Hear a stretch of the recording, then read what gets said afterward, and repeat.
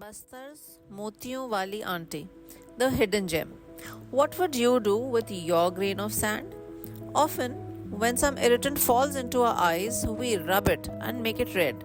But the oysters, on the other hand, presents its irritant with a pearl. Oysters make pearls as a protection against irritants that sneak into their soft tissue. They do so by exuding layer upon layer of shell material.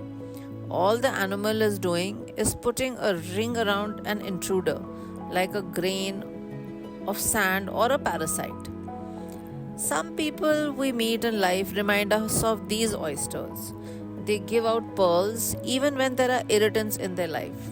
One such hidden gem is Monica or Motiyon wali auntie. Her radiance shined through the depths of a remote village and reached us here in New Delhi, and we were compelled to go to her remote village of Jagdalpur.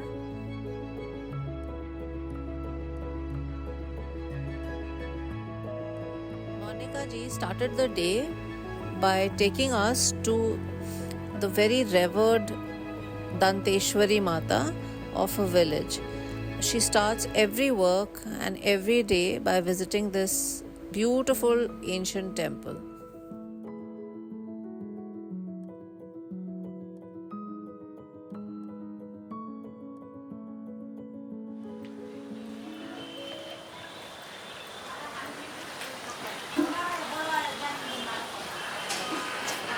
ये मेरा school है, the national English medium school. 1962 में ये open हुआ था। हमारे जगदलपुर का सबसे पहला और सबसे पुराना इंग्लिश मीडियम स्कूल, जहाँ से मैंने अपनी शिक्षा हासिल की है और बहुत कुछ सीखा है। यहाँ से जो कुछ भी मिला यहीं से मिला।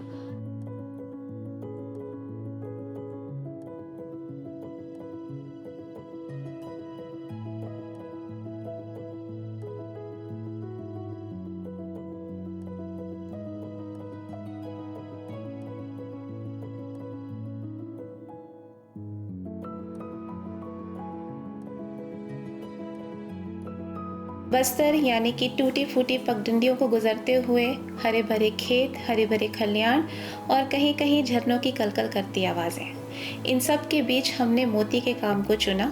मोती के काम मैंने इसलिए चुना कि मुझे इंस्पायर इसलिए किया क्योंकि मैंने कई बार देखा था कि मोती हो रही है, पर मोती होती कैसी है, क्योंकि मोती हम सबके कहीं ना कहीं हम सबके करीब है। हमें बहुत हम अगर एस्ट्रोलॉजी पे जाएं तो भी हम मोती यूज़ करते हैं। किसी को छोटा सा मीठा सा तोहफा देना होता है तो भी हम मोती इस्तेमाल करते हैं। अगर अपनी खूबसूरती को निहारना है तो भी हम अपने मोती इस्तेमाल करते हैं। तो मोती ने मुझे बहुत इंस्पायर किया, कहीं ना कहीं ये मेरे बहुत दिल के करीब था। इसलिए मैंने इंद्रावती नदी के सीपों से मैंने इसमें काम चालू किया। जो मसल्स पाए जाते हैं फ्रेश वाटर में, ये वो मसल्स हैं जिनको लोग ऑयस्टर बोलते हैं, लेकिन एक्चुअली ये मसल्स बोलते हैं हम लोग फ्रेश वाटर में। तो ये हमारे डिफरेंट टाइप के पाए जाते हैं, जिसमें से कुछ मार्जिनल होते हैं, वो हमारे काम के होते हैं, यूज़ के होते हैं। तो सबसे पहले हम सीप को पहचानते हैं कि ये कौन से स्पीशीज़ के हैं। उसके बाद हम इसको नदियों से, तालाबों से चुन कर लाते हैं और फिर हम इसको कुछ दिन अपने पास रख कर सर्वाइवल इसको देते हैं। उसके बाद फिर हम इसमें काम शुरू करते हैं। तो सबसे पहले जब हम इसको बाहर से, नदी या तालाब से जब हम लेके आते हैं, तो सबसे पहला काम हमको होता है, क्योंकि अब हम इसके लिए नेचुरल तरीके से निकाल के हम इसके लिए एक एटमॉस्फेयर क्रिएट कर रहे हैं अपने टैंक में या फिर एक्वेरियम में या एक आर्टिफिशियल पॉन्ड में। हम इसके लिए एक एनवायरनमेंट क्रिएट करते हैं ताकि ये सर्वाइवल हो सके, उसके हैबिचुअल हो सके। तो अब हम इसका प्रोसेस देखते हैं। ये जैसे हमने पर्ल और मसल्स लिया है, इसको हमने निकाल के, हम टैंक से निकाल के अभी लाए हैं। अब इसको हम कुछ दिन जब हमको इसमें ऑपरेशन करना होता है, यानी कि जब हम इसमें इम्प्लांट करते हैं, ये है हमारा न्यूक्लियस। अब समंदर की जो सीप होती है उसमें तो रेत के कण फंस जाते हैं, लेकिन अब अगर हम तालाब की बात करें तो वहाँ तो रेत होता नहीं है। तो तब हम क्या करते हैं, तब हम ये न्यूक्लियस क्रिएट करते हैं। न्यूक्लियस जो क्रिएट होता है वो इसी शेल से होता है। जो सीप डेड हो जाती हैं, उन सीप के शेल्स को हम पाउडर करके ये न्यूक्लियस तैयार करते हैं। क्योंकि अगर हम इसको ज़बरदस्ती ओपन करेंगे तो इसके मोर्टेलिटी के चांसेस बढ़ जाते हैं। तो ये जैसे हल्का सा इसका ओपन है माउथ, तो ये हमारे लिए ईजी है इसको हमको इम्प्लांट करना। तो हम इसको ले लेंगे इस तरीके से और हल्का सा ओपन करेंगे। ये प्रोसेस हमको सिर्फ 1 मिनट के अंदर ख़त्म करना होता है ताकि हम इसको ईज़िली हम इसको बिना किसी तकलीफ़ के हम इसमें इम्प्लांट कर पाएँ। तो हल्की से जो इसकी स्किन होती है इसको हम हल्का सा बाहर करते हैं इस तरीके से, और ये जो न्यूक्लियस है ये हम इसके अंदर इंजेक्ट कर देते हैं। जितना प्यार से आप इसको करेंगे सीप आपकी उतनी प्यार से ये न्यूक्लियस आपका ले लेगी। बस हो गया। तो ऐसे ही हम बाकी सीपों को भी करके हम इसमें पानी में हम डाल देते हैं, और पानी में हम एंटीडोज डालते हैं ताकि अगर सिंपल से कोई खरोच आ गई हो, कोई चोट लग गई हो तो वो रिकवर हो जाए। 15 डेज़ तक हम इसे देखते हैं। 15 डेज़ तक जितनी सीप जिंदा रहती हैं और जो मर जाती हैं, जो मर चुकी है उसे हम निकाल देते हैं, उसे हम वापस न्यूक्लियस के लिए यूज़ करते हैं, और जो लाइव है उसे हम टैंक में शिफ्ट कर देते हैं। और टैंक में शिफ्ट करने के बाद हमारा यही होता है कि हम इसको रूटीन प्रॉपर चेक करें कि सीप हमारी सही है या नहीं है। ऐसे ही हम 18 मंथ्स टू 2 ईयर्स तक हम इसको देखते हैं, करते हैं, और फिर हमारी ये मोती इस तरीके से बन के तैयार हो जाती है। After she enriched us with her knowledge about the pearls and we visited her farm and gained a lot of knowledge, we were mesmerized with the beauty of the place. Our next stop was Alvahi.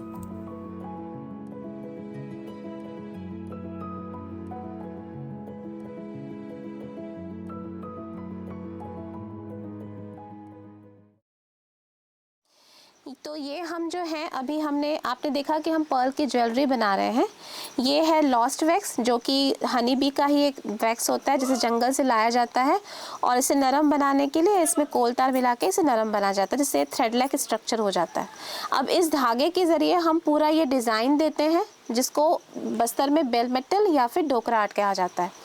Dokra art वैसे तो आपने हमेशा देखा है, हर जगह हर shops में देखा है।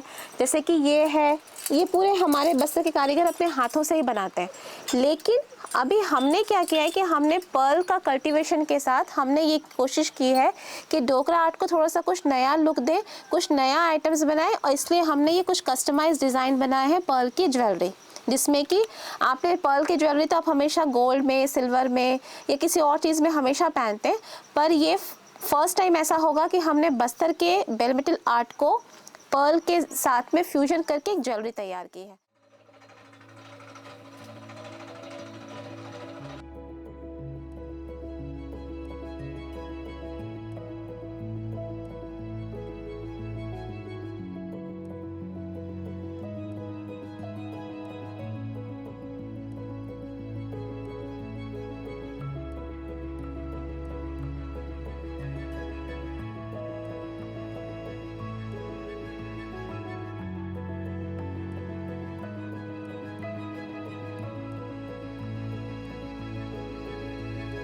कारीगर हैं वो बहुत ही बारीक तरीके से हाथ से बनाते हैं, जिसे हम बस्तर का बेल मेटल आर्ट कहते हैं। तो इस आर्ट में हमने पहली बार इसको फ्यूजन किया हुआ है पर्ल के साथ हमारा बस्तर आर्ट।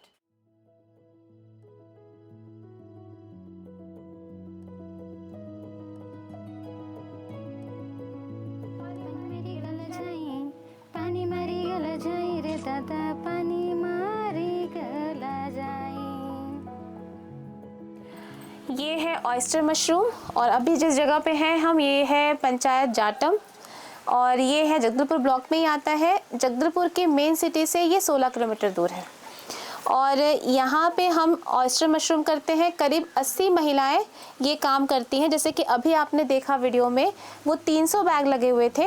अगर 300 बैग में 2 किलो भी निकलते हैं, और अगर ये लोकल एरिया में इस ऑयस्टर मशरूम को 100 रुपये में भी अगर बेचते हैं, तो महिलाएं 6 लाख रुपए सिर्फ 2 महीने में कमाती हैं। तो ये एक पंचायत के लिए और जो ये हमारी ग्रामीण महिलाएं हैं, इनके लिए एक बहुत अच्छा आर्थिक एक ज़रिया है उनको मजबूत होने का।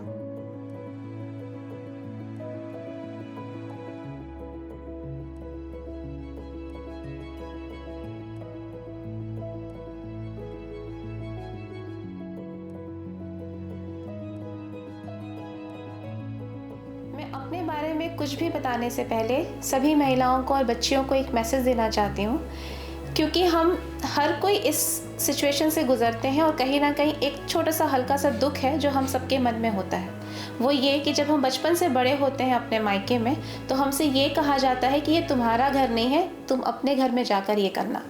और जब इसी थॉट के साथ हम बड़े होते हैं और कहीं पहुंचते हैं तो वहाँ ये सुनते हैं कि तुम्हारा घर नहीं है, यहाँ चीज़ें हमारे हिसाब से होंगी। तो कहना ये चाहती हूँ कि महिलाओं को और सभी बच्चियों को अपना सेल्फ रिस्पेक्ट ज़रूर बना के रखना चाहिए। मेरा एक छोटा सा सोसाइटी है, society of tribal welfare and rural education. ये मैंने स्टार्ट किया था काम इस पर 2014 से, जिस पे मैंने जितने भी यहाँ के लोकल प्रोड्यूस हैं उस पर मैंने काम करना शुरू किया, जिससे यहाँ की महिलाओं को आर्थिक मजबूती मिल सके ताकि वो अपने जीवन को बेहतर बना सकें। आज मुझे ये बताते हुए बहुत खुशी हो रही है कि जो काम मैंने 2014-15 में शुरू किया था, मोती की खेती, इससे आज हमने, हालांकि मैंने वो काम अपने एनजीओ से किया था, society of tribal welfare and rural education से, विदाउट एनी गवर्नमेंट फंडिंग और एनी सपोर्ट, फाइनेंस सपोर्ट। लेकिन आज मुझे ये खुशी हो रही है बताते हुए कि आज वो काम इतना आगे बढ़ चुका है कि मुझे खुद ऑफ़र आया कि मैं एक कंपनी बनाऊं प्रधानमंत्री मत्स्य योजना के अंतर्गत, जिसका नाम है Bastar Perl fish फावर producer company. और आज हमने इसमें करीब 300 महिलाओं को जोड़ा है। और रही बात अगर मेरे स्टोरी की कि मैंने आगे बढ़ना क्यों सीखा या मुझे ऐसा क्यों लगा कि मुझे आगे बढ़ना चाहिए, बचपन से ही कहीं ना कहीं मैंने अपने फादर को देखा है ऑफिसर्स के बीच में रहते हुए। तो एक जो डिग्निटी होती है एक ऑफिसर रैंक की, या फिर जो एक रेस्पेक्ट मिलता है, वो हमेशा मुझे इंस्पायर किया।